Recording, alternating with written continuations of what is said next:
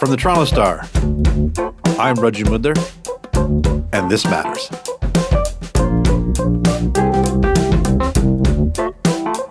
After months of debate, vaccine passports are coming to Ontario.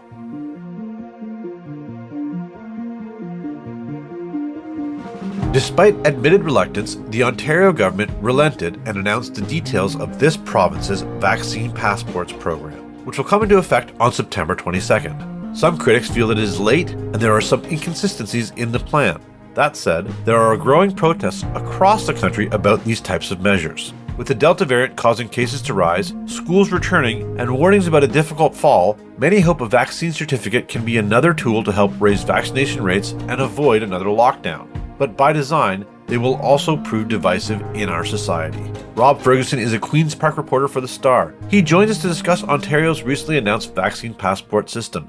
Rob, thanks so much for joining us. Hey, glad to be back with you guys. So Rob, let's start with the basics. Ontario is getting a vaccine passport system starting in a few weeks. What is it that people should know about this particular program? All right. The simple stuff is it's going to take effect September 22nd, which is 3 weeks from yesterday. It's going to start with something you can download now, which is your proof of vaccination from an Ontario government website. So you can print that out or you can put it on your phone. I have yet to do that, by the way, so I can't give much guidance on it. And then on October 22nd, it's going to change to a QR code and an app, a verification app. So that's how it's going to work. You're going to take the paper or whatever's in your phone, and you're going to show it to whoever's letting you into the gym or the restaurant or the movie theater or whatever. And for the first month, they're going to have to check to see if you are 2 weeks past your second shot, because you're only considered fully vaccinated if you're 14 days past your second shot. So for the first month, until we get these QR codes, whoever's letting you in is going to be manually checking that. So that could be a little tricky because everyone's going to have to figure it out on the fly, and it's probably going to get interesting. Okay, now we're going to probably, wrestle with a little bit of some of the specifics of there, but obviously you've been at Queen's Park for a long time. It's very clear that the government wrestled with this decision. We knew it was coming, or we heard it was coming, but the Premier admitted yesterday it was something that he didn't want. What was it that convinced him? Yeah, he was caught on the wrong side of this one, I guess you could say, because he eventually did it. So way back in July, he said words like, it's a hard no, and I don't want to create a split society, and we're not going to do it. But since then, cases have really, really increased. And when cases increase, hospitalizations increase. Now, they're not increasing at the same rate as they were before vaccines, thankfully, but they are increasing nevertheless. Hospitalizations more than tripled in August. Cases now are averaging about 700 a day in the last week. And compare that to last year at this time when they were just over 100 a day.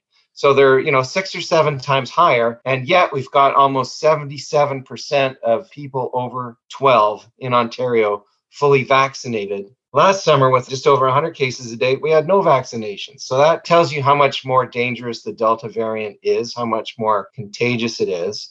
So what had been happening over the last month is that some business groups, healthcare groups like, the Ontario Medical Association representing doctors and Registered Nurses Association of Ontario, the Ontario Chamber of Commerce, had all been calling for a provincial system of vaccine passports because they wanted kind of, standardized rules for everybody. Because what has been increasingly happening in the last 2 weeks is all sorts of businesses, the banks, all sorts of companies, the Blue Jays, Maple Leaf Sports and Entertainment representing the Leafs, the Raptors, TFC, Toronto Football Club, and the Argonauts of the CFL had all said that they were going to require people to either be vaccinated and or have negative tests to get into their facilities. So this was happening all over the place. We were getting a patchwork of rules. It is confusing for the public. It's confusing for me sometimes, and I'm paid to cover this every day. And so this is why there was a push to have a provincial system. So those are the factors that made Ford get on board with this, along with recommendations from the Chief Medical Officer of Health, who advises Ford, Dr. Kieran Moore. And last Thursday, in the face of a lack of provincial action on this, Ontario's 34 regional medical officers for, cities like Toronto, Hamilton, and all the other, London, Windsor, Ottawa, came on board and said, we really need this. So that seemed to be what pushed them over the edge to do this. And I got to say, it might have been a little embarrassing for the chief medical officer, Dr. Moore, because until he was appointed to the chief medical officer's job in June, he was the medical officer for the Kingston area. So it was his former peers that were saying, okay, man, you got to do this. There were also some reports that there was some last-minute wrangling. We were hearing this was supposed to come a little bit earlier this week. Do you know what the sticking points were? Yeah, so as people will know, we first started hearing that the government had a change of heart on this last Friday. And they were working on this over the weekend, and a proposal, which had already been underway in the civil service. They've been quietly working on this to be ready in case the government wanted it. A proposal went to cabinet late Monday night. And sources were saying whatever came to the government was too far reaching and too stringent. And the government itself was saying some of these things in this package were inconsistent or, tricky. So they sent it back to the drawing board, basically. So it came back to cabinet Tuesday and was approved and was announced Wednesday. So the answers to what was in there might be in what was not in the package yesterday, which some people are calling loopholes. So do you want to talk about that? That's absolutely was my next question, sir. I mean, this is just it. I'm a mind reader. Well, people have been asking for this for a long time. And of course, now there are the critics that are jumping on things that seem a little bit incongruous. So salons was something, and barbershops were something that were shut down for a really long time. They're nowhere in this. The other one that people find a little bit strange is that if you are a customer in a restaurant, you are going to need to have a vaccine passport, but the employees will not. Any of these things jump out to you, and sort of any thoughts as to how this turned out this way? Yeah, both of those things jumped out at me. A lot of political critics, but as well as critics in the healthcare sector are saying, so why is this? Why don't employees at these places have to get vaccinated and customers do? How are customers supposed to feel safe that way? And you raise the issue of like barbershops, hair and nail salons in Toronto and Peel, at least, were shut down from December till the end of June because they're so dangerous. Another question here is, someone who works in a nursing home where we have had a lot of COVID transmission, to go to a restaurant or a gym, they have to show proof of vaccination. But with all those vulnerable residents whose immunity is waning after their vaccinations and are more at risk and are going to be getting boosters, the nursing home employee doesn't have to show proof of vaccination to get into work. So a lot of people are saying that doesn't make sense. The answers on these questions from Ford and his chief medical officer were that restaurants and all other businesses are supposed to have screening, and they're encouraged to have their own vaccination policies. But the question is raised there, well, if it's good enough for the customers, why isn't it good enough for the staff? So that's still hanging out there, and that's going to fester, I think. We'll be right back.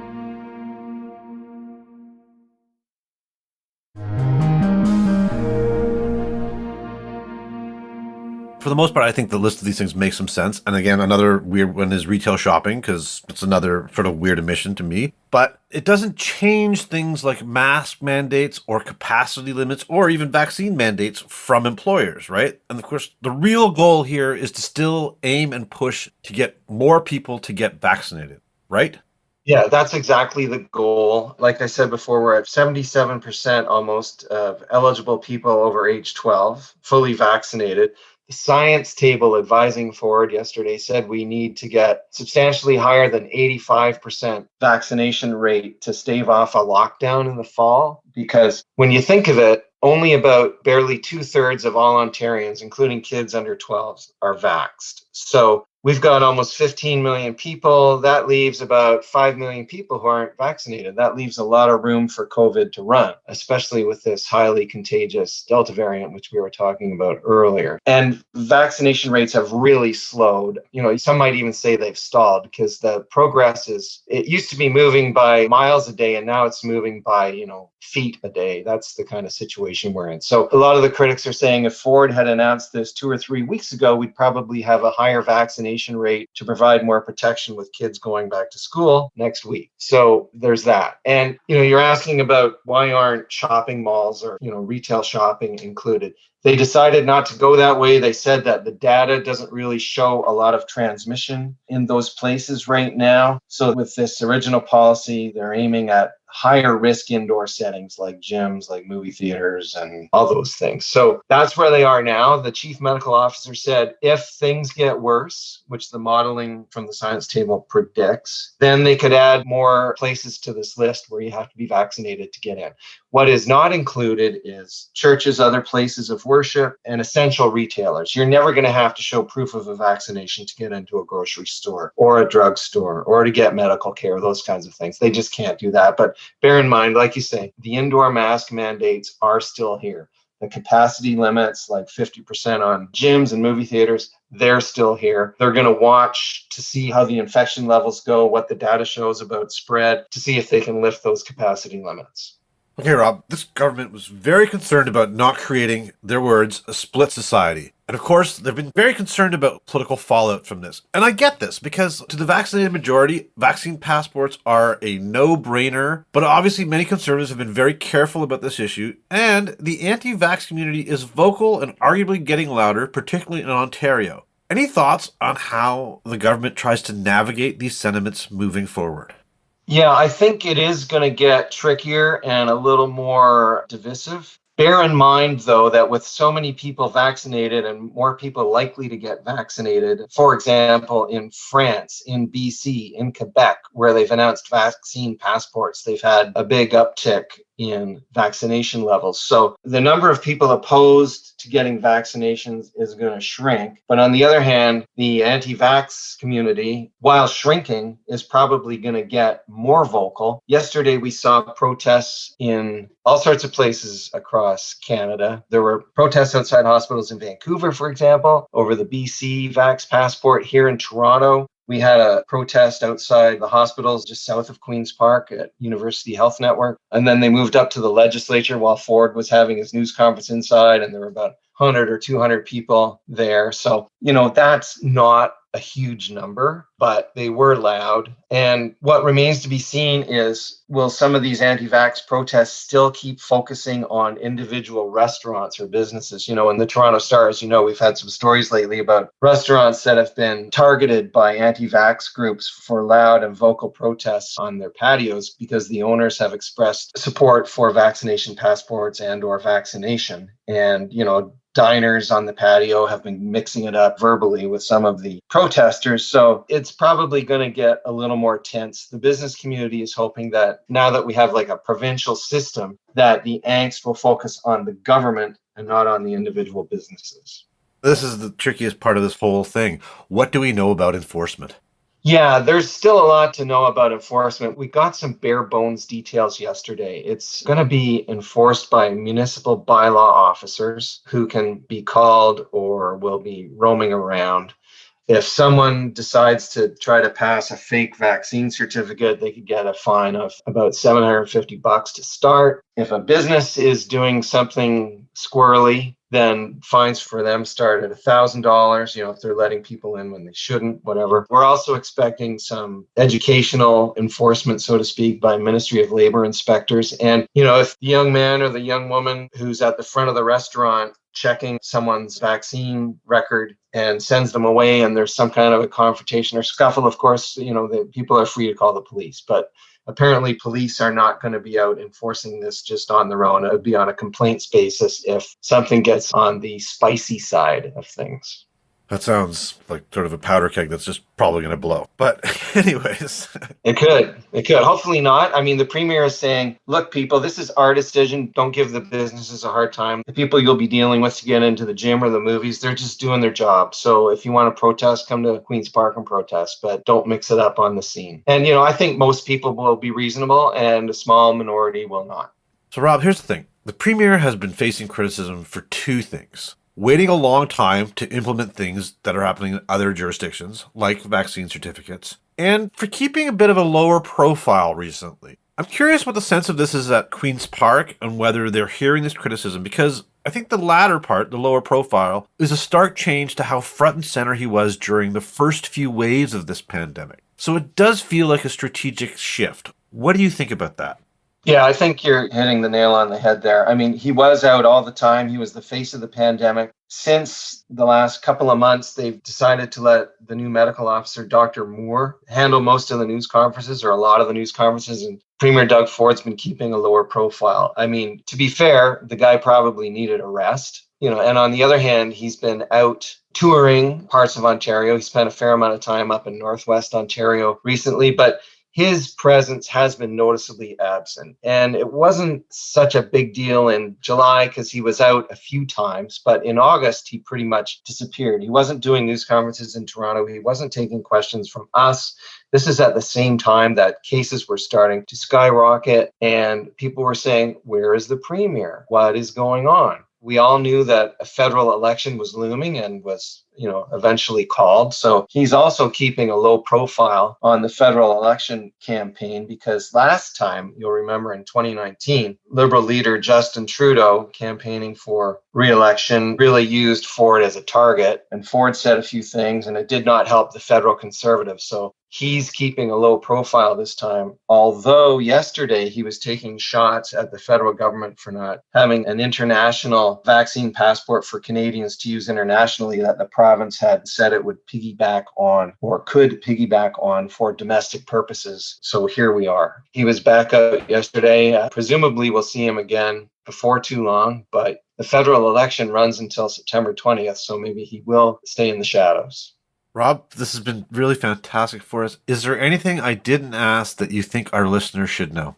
Yeah, as people may have heard in the news, the science table came out with new modeling yesterday, and they're predicting in a mid-range scenario with cases expected to rise, they could go up to about 4,000 a day. In a best-case scenario, they go down to about 500 a day. And as I said earlier, we're around averaging 700 a day now. So the government thinks we'll fall somewhere between that 4,000 and 500. Hard to say where. Depends how all these measures work and how much COVID spreads. They have warned that if things get dicey, that we may have to see some lockdowns again. We may see some other stricter public health measures. We already know 2 weeks ago that the chief medical officer, Dr. Moore, said we face a difficult fall and winter and that he's preparing aggressively for any measures that may need to be taken. So I know that we were all hoping for a 2-dose summer followed by a normal fall, but we're not going to get that. It's because of the Delta variant. It's really taking off in the unvaccinated, and people just need to be ready. The science table says we might need to reduce our contacts, our person-to-person contacts with others. So we're also going to have people with slightly waning vaccine immunity. So that's not a huge deal because the vaccines still offer pretty good protection, but these are all things to keep in mind. So I would say to the listeners, just be ready to roll with it and just hope for the best, but prepare for things to maybe get a little tense. That's good advice. Rob, I really, really want to thank you for your time today. My pleasure. Glad to be with you guys. Rob Ferguson is a Queen's Park reporter for The Star. That's it for today. Thanks so much for joining us. I'm your host, Raju Mudler. Our This Matters team is Adrian Chung, Brian Bradley, JP Fozo, Matt Hearn, Morgan Bachneck, Saba Etizaz, and Sean Pattenden. Our music is by So-Called, Mike DeAngelis, and Sean Pattenden. We want to hear what stories matter to you. Please send us comments, questions, or ideas to thismatters@thestar.ca. Please consider supporting the journalism the Toronto Star newsroom does at thestar.com/subscribingmatters. And don't forget to subscribe to This Matters on Apple Podcasts, Spotify, or wherever you listen to your favorite podcasts. Let's talk soon.